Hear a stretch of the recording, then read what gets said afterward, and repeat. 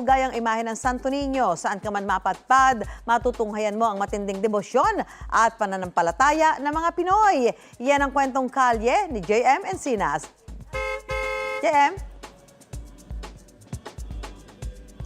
Susan, tuwing buwan ng Enero, isa sa pinakasikat na kapistahan ang debosyon ng mga Pilipino kay Santo Niño. Kaya naman sa ika-49th anniversary ng kanilang Santo Niño de Malolos, nasiksihan namin ang muling pagpanaog nito.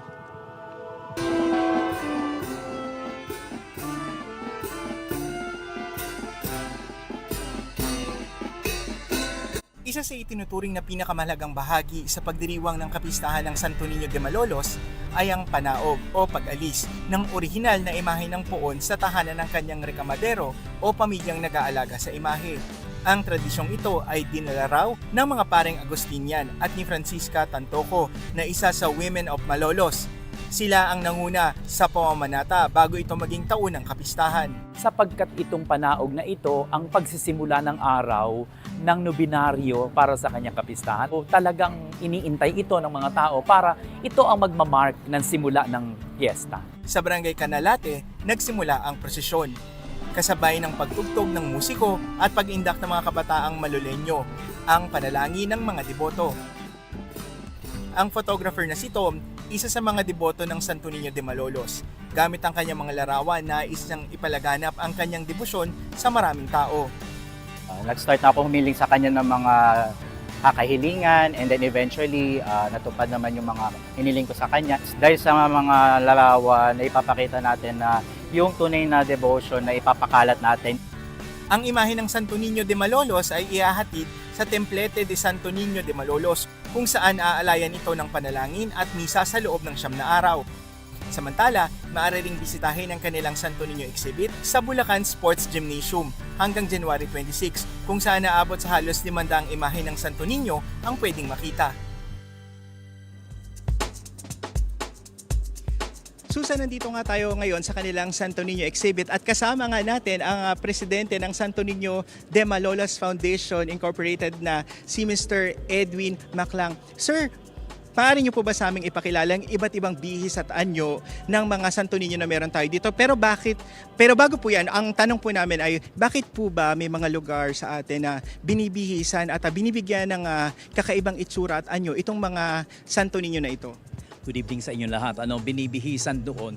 Ang sa pagbibihis, ina-identify kasi nung tao yung kanyang sarili kay Santo Niño. Sapagkat si Santo Niño, bagamat sa Diyos, siya rin ay tao. So, halimbawa, si Santo Niño, siya ay panadero. Iniisip niya, si Santo Niño ang gumagabay sa kanya na being panadero. Kaya bibihisan niya si Santo Niño bilang panadero, aanyuan niya si Santo Niño bilang panadero, and he identifies himself with Santo Niño as panadero, as musikero, bilang tao. Ganon. Okay. Sir, pakita natin kung ano ba yung mga iba't ibang itsura ng Santo Niño na meron tayo dito. Ito, ano po ito? Si Santo Niño dito ay pinakikita talaga sa tao, siya ay na malungkot kasi nasaktan siya.